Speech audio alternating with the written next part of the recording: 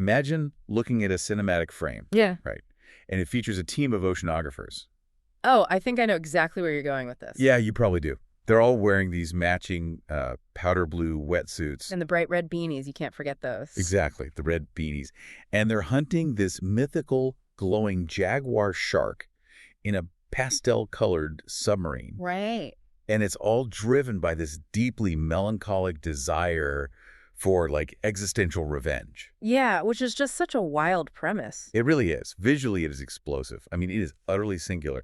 And yet, when this film released, a major critic at the Daily Telegraph UK published their review and declared the entire experience to be plain boring. Which is just, I mean, it's an almost hilariously inaccurate adjective. Right. Boring. Yeah, you could call a film like that frustrating or overwhelming, maybe even disjointed. Sure, totally. But to call an imaginary, highly stylized pastel diorama of a movie plain boring, well, it just reveals this massive disconnect. A huge disconnect. Yeah, between what the filmmaker is actually doing and what the critic is demanding from the film. And that disconnect, that's the entire engine of our conversation today. It really is. Because we're taking a massive stack of your research notes, looking at all 12 of Wes Anderson's feature films. All 12. Yep, and we're analyzing them through the lens of their Rotten Tomatoes scores. We're looking at a critical spread that goes from a staggering high of 93% all the way down to a technically rotten score of 57%. And our goal for you, the listener, is to really bypass all that surface-level trivia. And we're not just doing a top 10 list here. No, we aren't just ranking these films. We want to dig into the actual mechanics of film criticism itself. Yeah. To understand why Anderson's highly distinctive aesthetic, the relentless symmetry, the deadpan delivery. A hyper-specific color palette. Exactly. Why does all of that act like a cinematic Rorschach test? Because it elicits such violently different reactions from the critical establishment. Because, I mean, even if you are just a casual moviegoer, you know a Wes Anderson frame the second you see it. Oh, instantly. It's basically an adjective at this point. People say, oh, that looks very Wes Anderson. Or they do, yeah. But what this data forces us to ask is, like, does absolute visual control actually translate to a great movie? Right. Or does the relentless pursuit of aesthetic purity eventually just alienate the audience? Well, to figure that out, we really have to look at the evolution of his style. Yeah, start from the beginning. And the data from his earliest films suggests something highly counterintuitive. Oh. Yeah, critics actually embraced him most warmly before he fully became the auteur we recognize today. Okay, let's unpack this. Okay. Because looking at the notes on his 1996 directorial debut, Right. Bottle Rocket. Right, Bottle Rocket. It's sitting at an 86%, which is great. It's very solid for a debut. Yeah, and this is a crime comedy based on a short film. And it famously launched his career alongside the Wilson brothers, Owen, Luke, and Andrew. Yeah, it's a beloved cult classic now. It really is. It is. But when you watch it today, it feels, I don't know, it feels loose. Loose is a good word for it. Like the camera moves pretty traditionally. The characters feel a bit more grounded in a recognizable reality. You don't get that diorama feel quite yet. What's fascinating here is the grounding effect of those early collaborations. Okay, how so? Well, Bottle Rocket and subsequently Rushmore in 1998, which, by the way, was co-written with Owen Wilson. Right, right. Those established his thematic obsessions long before his visual obsessions totally took over. Oh, that makes sense. Yeah, we see his fascination with quirky outsiders and, highly dysfunctional family dynamics. The classic Wes Anderson tropes. Exactly. But the visual volume, so to speak, is turned down. It's like a famous band's raw debut album, right? Yeah. The heavy stylization isn't quite there yet, but the core charm absolutely is. That is a perfect analogy, actually. Well, and Rushmore hits a 90% critical score. Mm-hmm. It is universally cited in these sources as the movie that really put him on the map. Oh, definitely. We all know the story, right? The ambitious teenager falling for her teacher. Yeah. But visually, like you said, it's still relatively conventional. It is. So I have to challenge the premise of his whole career here. Go for it.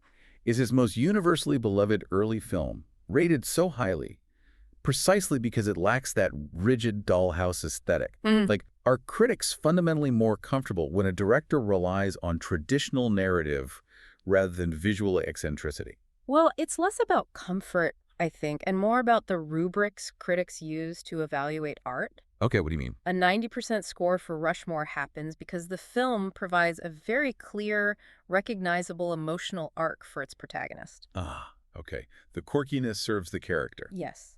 The quirkiness serves the character's internal journey, but by the time we get to the Royal Tenenbaums in 2001... Which scored an 81%, just to throw that number out there. Right, an 81%. You can see the shift happening in real time. You really can. You got the imaginary New York City, the deeply layered, tragicomic family dysfunction. Yeah, the matching tracksuits. The tracksuits. And it earned an Oscar nomination for Best Original Screenplay. Which it lost, notoriously. Yeah, to Julian Fellows for Gosford Park. Right. Which, honestly, tells you everything you need to know about what the Academy valued at the time, doesn't it? It really does. They chose the traditional British-class drama over the guy putting his characters in, highly stylized matching outfits. Precisely the point. Tenenbaums is where that diorama really starts being built. Yeah. The costumes and the set design begin to carry as much narrative weight as the dialogue itself. The visual control is tightening. Exactly. Yeah. The score drops slightly from Rushmore down to 81, but the ambition skyrockets. He's transitioning from a traditional storyteller who just has some visual flair to an absolute formalist. Yes, an absolute formalist who uses visual structure to contain chaotic emotions. Which means the foundation is poured. He knows what he wants to build, and he just proceeds to decorate it with this obsessive, unrelenting precision. And the data shows that when he gets this balance exactly right, the critical establishment entirely capitulates. They just surrender to it. They really do. We enter the era of peak symmetry. The Oscar darlings. Exactly.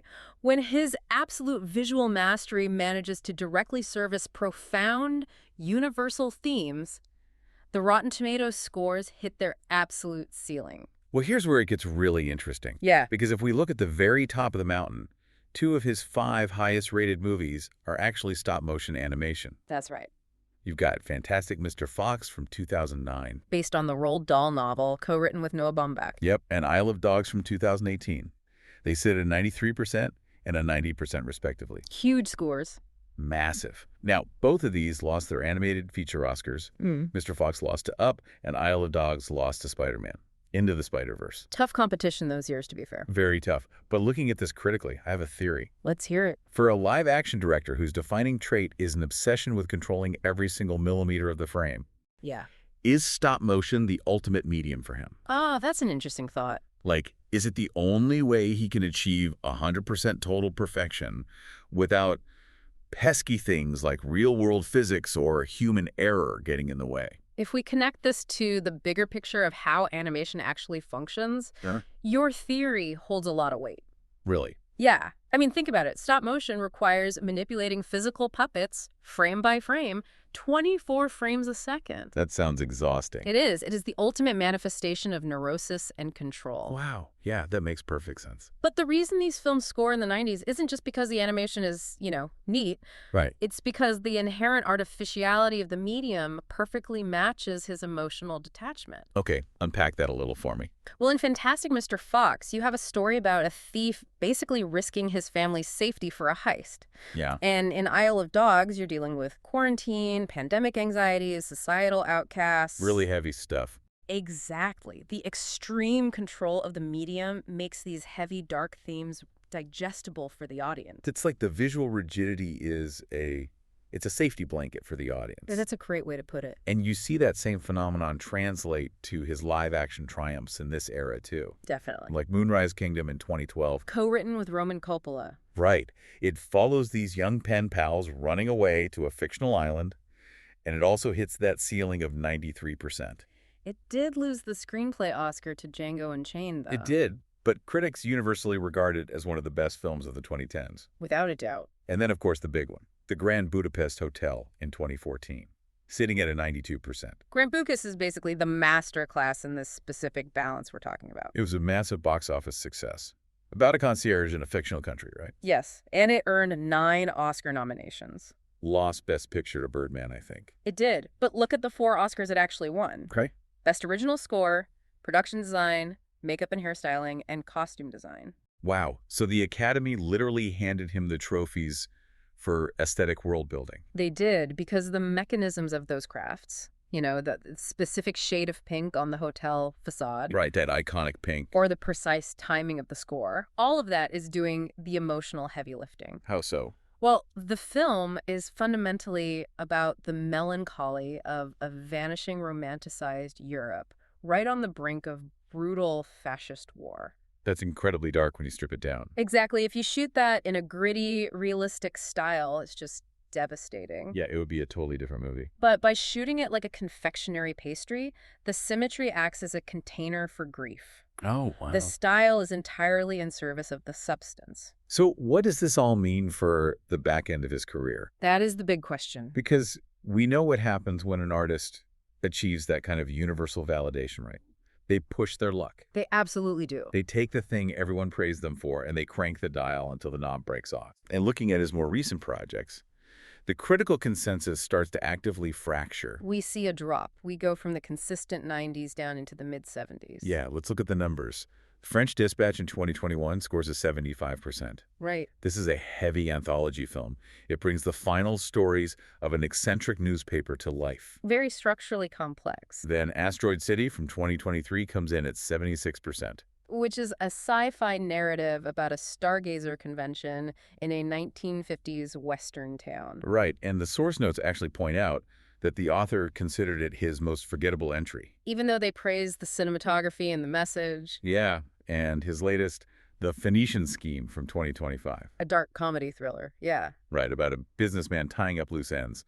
It features non-traditional storytelling and sits at a 77%. Yeah. And the sources note that critics are increasingly throwing around this specific phrase, style over substance. Which raises an important question about how audiences are actually expected to engage with a film. Okay, what do you mean? Well, in these newer works, Anderson relies heavily on framing devices. Like stories within stories. Exactly. Right. Asteroid City isn't just a story about a desert town. It's a televised broadcast of a play about a desert town. Right, it's very meta. And the French Dispatch is a literal magazine coming to life. Ah, okay. He is intentionally placing structural walls between the audience and the emotional core of the characters. I look at this and I think of like a master chef, right? A chef who becomes globally famous for a very specific, incredibly potent spice blend. Okay, I like this. And for years, the spice perfectly elevated the meat.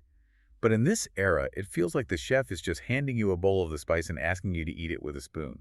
That's a very vivid way to put it. Am I wrong, though? Are critics just getting exhausted by the very visual aesthetic they use to praise? That's part of it. Or is it that these fragmented, non-traditional anthology structures just fundamentally, are they harder for an audience to emotionally connect with? Honestly, it's both. Yeah. And it really challenges the listener to examine their own bias here. How so? Because most critics grade on a rubric that demands a traditional narrative arc.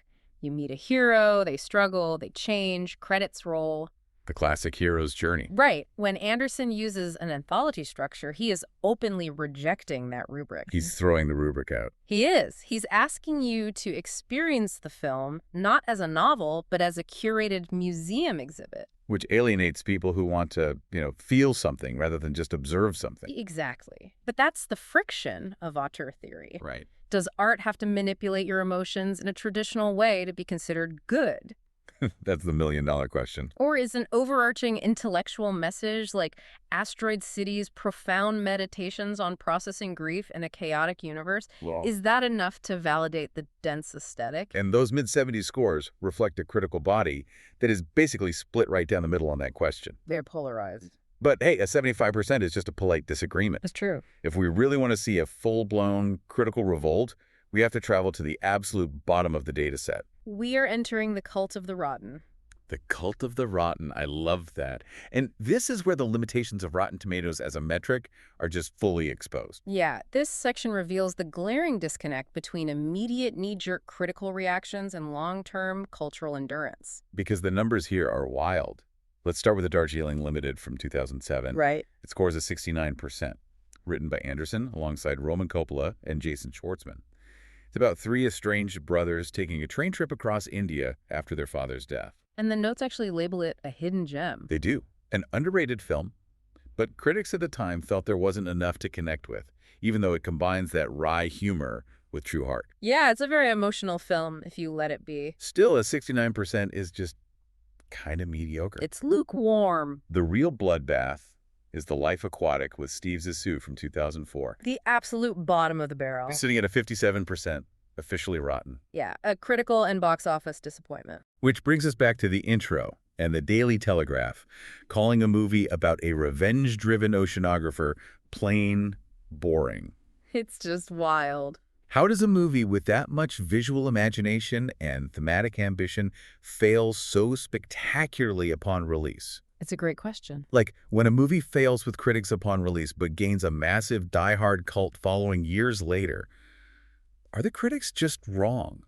Or were they just not ready for it? They weren't necessarily wrong, but they were reacting to unmet expectations. Okay, unpack that. This is the fundamental flaw of aggregator metrics like Rotten Tomatoes. A score is just a snapshot of the cultural temperature on the Friday a movie is released. Right, it's a snapshot of opening weekend. Exactly. It measures how well a piece of art conforms to what critics expected to see that specific weekend. It isn't a permanent judgment. And what were they expecting with Life Aquatic? They were expecting the Royal Tenenbaums, too. Oh, of course. Yeah, they wanted another tightly wound, sharply scripted New York ensemble piece. And Instead, they got a sprawling, melancholy, deeply weird ocean adventure. Very weird. Where the humor is so profoundly deadpan, it barely registers as comedy for a lot of people. Right. The metric punishes an artist for pivoting. But Time doesn't care about a release window. Which perfectly explains the massive cult following. Exactly. The research emphasizes that fans widely regard The Life Aquatic as one of his absolute best works, boasting a massive following for its whimsical tone and heartfelt moments. Yes. When you take away the pressure of opening weekend expectations, audiences have the space to actually digest the film. You can sit with the weird pacing. You can look past the matching Speedos and the stop-motion sea creatures. The glowing jaguar shark. Right. And you find this incredibly raw meditation on aging, failure, and lost legacy. And that is the triumph of the fan base over the algorithm. I love that phrasing. The critics judged it based on what it wasn't. The fans embraced it for what it is. It really makes you question the authority of the data we rely on. It should. I mean, we started this deep dive looking at a spread from 93% down to 57%. We did. We journeyed from the raw, character-driven emergence of Rushmore up to the absolute pinnacle of formal control in the stop-motion worlds and Grand Budapest Hotel. The peak of his critical acclaim. Yeah. And then we waded through the heavily structured, kind of alienating experiments of The French Dispatch all the way down to the critically misunderstood depths of The Life Aquatic. It really is a filmography that aggressively resists easy categorization. Which is so funny. It's deeply ironic, right? For a director whose visual style is the most easily categorized in modern cinema. It really is. And stepping back, looking directly at you listening to this right now. You the listener. Whether you are trying to decide what to stream this weekend or you just want to sound incredibly insightful at your next dinner party. Always a good goal. The ultimate takeaway from this stack of research is that a Rotten Tomatoes score isn't the final word on art. You cannot mathematically quantify it. It's just the opening argument. It is never the final verdict. Right.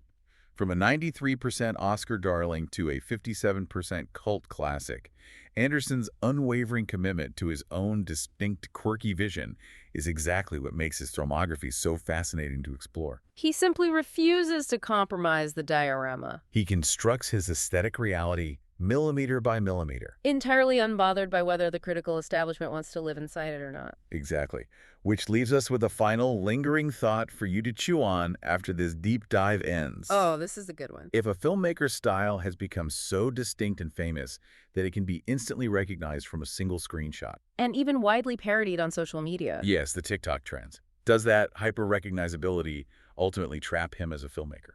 Are they forced to forever paint with the exact same pastel colors just to meet the audience's brand expectations? Right. Or does establishing that unshakable visual identity completely free him? Does allow him to tell absolutely any story he wants? Right. From a 1950s sci-fi alien encounter to a Japanese dog pandemic, knowing that his unique lens will always make the story undeniably, distinctly his own. It is the defining paradox of his career. A beautifully symmetrical paradox. Keep questioning the consensus, and we will catch you on the next deep dive.